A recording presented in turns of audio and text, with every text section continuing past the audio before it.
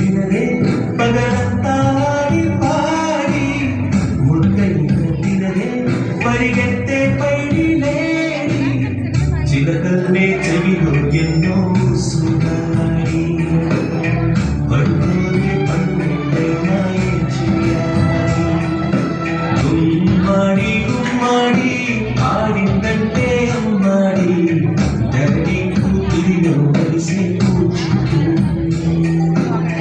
చంద్రయ్య చంద్రయ్య ఎక్కడయ్యా నా అద్దె డబ్బులు 6 నెలల నుండి అడుగుతున్నాను, ఈ రోజుకి ఇంకా ఇవ్వలేదు. ఇలా అయితే ఉండద్దయ్యా, నా ఇల్లు ఇప్పుడే ఈ క్షణమే ఖాళీ చేసి వెళ్ళిపోతుంది. కొంచెం చిన్నగా మాట్లాడండి. లోపల నా కూతురు నిద్రపోతుంది, వినదంటే బాధపడుతుంది. ఎలాగైనా 2 రోజులు డబ్బులు కట్టేస్తానయ్యా. ఏంటి చిన్నగా మాట్లాడాలా? అద్దె కట్టడం చేత కాదు కానీ కూతురు ముందు పరువు కావాల్సి వచ్చిందా? రేపు కల్లా నా అద్దె డబ్బులు నాకు ఇవ్వకపోతే ఇంట్లో ఒక్క సామాను కూడా ఉండేవాళ్ళు. ఏమైంది నాన్న? ఏం లేదు, పడుతుంది. నేను మొత్తం విన్నాను నాన్న, నువ్వేం బాధపడకు నాన్న. నేను బాగా చదువుకొని ఒక మంచి ఉద్యోగం చేస్తాను, మనమే ఒక మంచి ఇల్లు కట్టుకొని ఆనందంగా ఉన్నాం. అప్పుడు ఎవరికి డబ్బులు ఇవ్వాల్సిన అవసరం లేదు కదా. నువ్వేం బాధపడకు నాన్న. ఎన్నెన్నో ఆశలతో పెంచానమ్మ గుండెల్లో.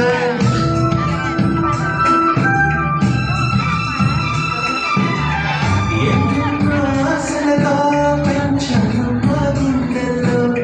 నువ్వే నా కలలన్నీ పెంచలే నీ కన్నుల్లో.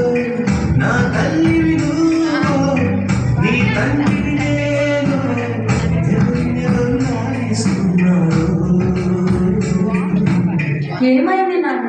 డాన్స్ చెయ్యి, డాన్స్ చెయ్యి నాన్న. చిత్రంగా చూస్తుంటే నీ కమ్మకి ఒక్కే చుట్టుని పాలెల్లి. నాన్న, రేపు నాకు ఢిల్లీలో ఇంటర్వ్యూ ఉంది.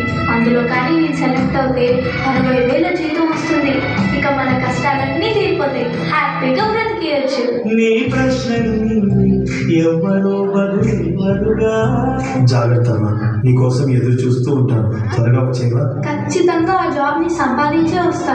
ఏ గాలి తరుముతుంటే అడిగా మరి నేను వెళ్ళొస్తా నాన్న, నువ్వు జాగ్రత్తగా ఉండు.